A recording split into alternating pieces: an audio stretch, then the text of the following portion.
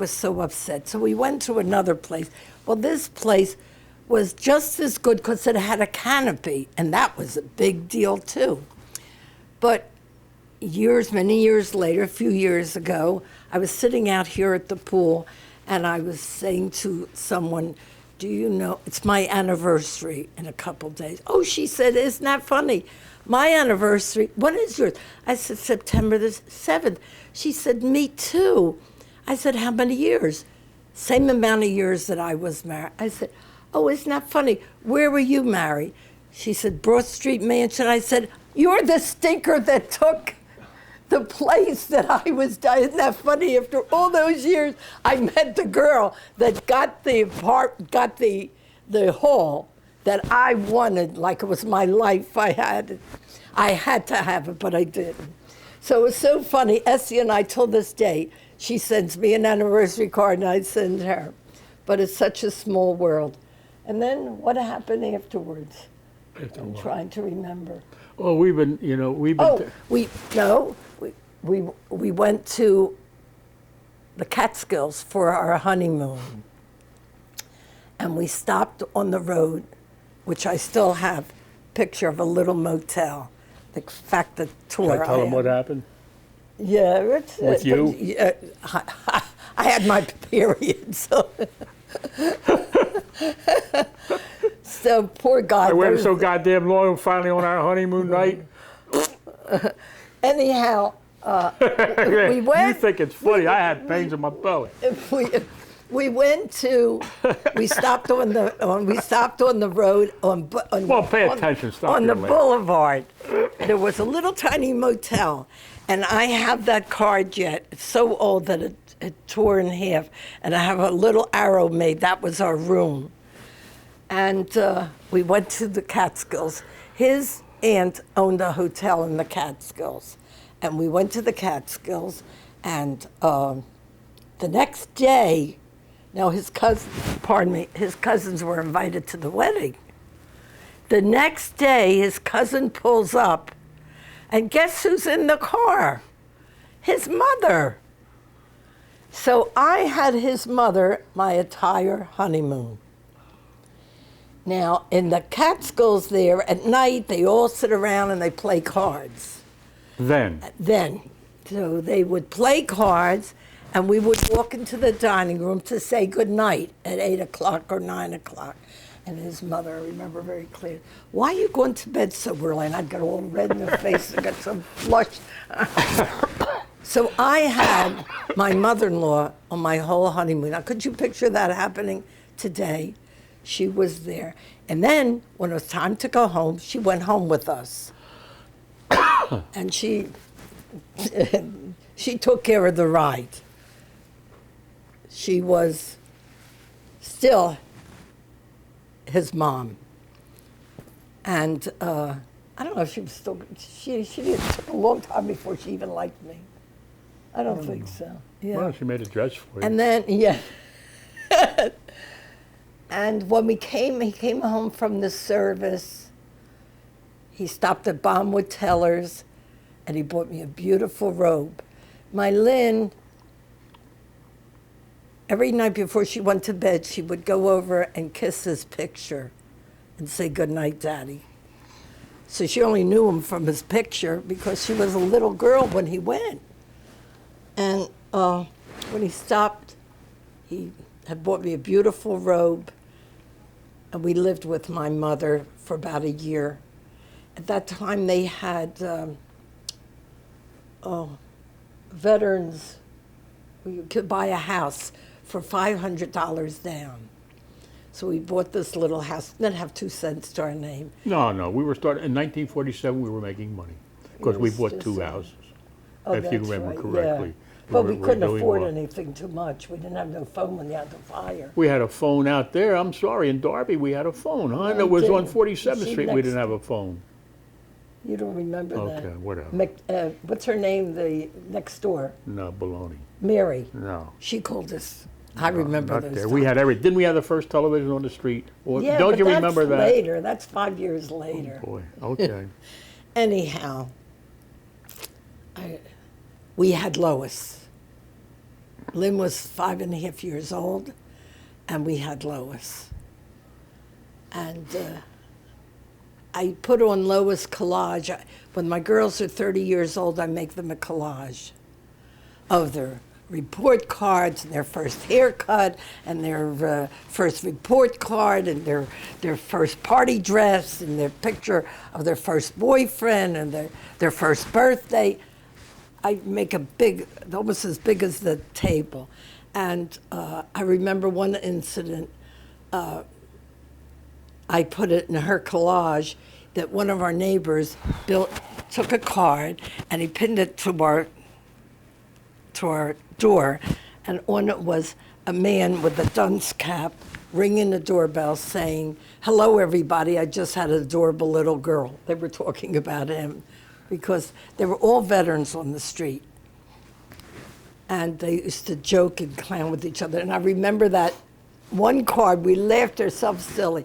He had Norman with a dunce cap on saying, "I just had a baby girl." Remember, we were the only Jews on the street. There were all Yeah. Gentiles, and we had a team of Catholic War veterans. We called them. We had a good softball league, a real fast softball league, and I was the manager of it, whatever. And we played ball 2 or 3 nights a week. All the wives came with their children and their bicycles. Yeah, at the ball and field. their carriages. And at Christmas time, they used to get me drunk every Christmas, taking me from house to house, filling me up with stuff. One night, man, they filled me up so much I come home and threw up, couldn't eat, didn't do it. We really It had was one not- hell of a ball. We really had They a were great all time. veterans, and All of us. all of them. We had such wonderful, We all wonderful worked together, times. played together. Yeah, he and the next door neighbor, we had little lawns, but we all had an extra piece of ground in the back. It was the driveway and then the ground. And he and Joe there were a few people in the street that were older. He and Joe, he was a Marine. They would do the lawns and they would do the back. The back had a slope like this, and they would cut the grass for everybody. It was like Every Christmas, I took one of my trucks and took it down to the wholesale yard and filled it up with Christmas trees, and brought it and parked it in front of the house and told everybody to come out and get their trees. Yeah, we did that. We lived there Then we 6 became years. more successful. We did well, and then we started going. And for the last 33 years, we've been going to Aruba for 3 months a year. Well, before that, Leslie was born. Well, before we get into kids, were you a Marine in the service? No, I was in the Army. I started in the quartermasters, but when the Battle of Bulge broke out, they had taken us to California to send us to the South Pacific. But when I was at California, the Battle of the Bulge, the Germans broke through our lines in Belgium at the Battle of the Bulge. And they took a whole bunch of us and brought us back and retrained us into the infantry and sent us over to as reservists for the infantry in the battle. And we landed in Lahore. We landed in Scotland. We went over in the original Queen Mary. 16,000 of us. Took us 5.5 days to get over the zigzag line with planes over the top. We landed in Scotland. We went from Scotland to England, went through England in the middle of the night, got down to the pier, waited for them to ship us to different points. They loaded us onto a ship. We crossed the English Channel and landed in Lahore. We stayed there for overnight. Then they loaded us into freight trains, and they sent us slowly up the way into Belgium. By that time, our troops had taken France, and we were in Belgium, and it was in the winter time, and the Germans had broken through our lines in Belgium, so they sent us up there. Finally, we turned them around, and then we landed. We went over the Rhine in North Germany, and we stayed in Germany until the war was over, and I was in the occupation troops for a little while, and then they sent us back for a redeployment. Did you see any action, as they say? I saw and heard and watched. I was never at the front lines, fortunately, but they use us as, you see, at that time, the little towns were surrendering wholesale, whole town at a time. Patton's armies came through with the tanks and went right through, and the people there was no fighting at the time. They just swarmed over them. Planes were coming, B-17s and B-29s were going over to Berlin. Hundreds and hundreds. There were clouds of planes, and we could hear them drop their bombs. And they used us to go through the streets in the evenings to make sure every inhabitant, every German was indoors. There was a curfew, and they weren't allowed on the street. We marched down the center of the street with our rifles at port arms, and we could hear shutters closing, and the sheets were out, surrendering white sheets, and we went through that stuff. That was scary too. Then we guarded our truck depots. We were used as guards there. And then an interesting point, we moved to a point in Germany where we came to a Russian regiment, and they were guarding a huge underground warehouse where they had taken all of France's best wines, liquors, and champagnes and stored it into this warehouse with elevators into the ground. And they were drunk as hell with machine guns.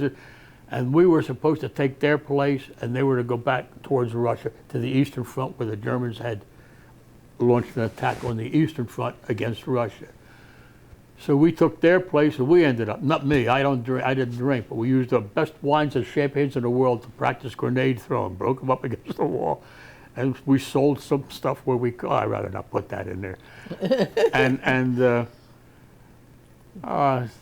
Different stuff. And that's it. Did you? We have 3 minutes before I want to take a quick break. Did you do any traveling with each other before you had kids, or you were just in the service the whole time? No, we never traveled together. The only time we traveled was a day trip up to West Point, up to Hudson with our group. Yeah. But we never traveled alone or stayed overnight together. We weren't allowed to. And No, we just. never went together And on we an were so overnight young. trip. My parents. Look, I had was no only money. 20, she was 16 when we started. When, When I got married, I was 22 and Ann was 18. 18. Yeah.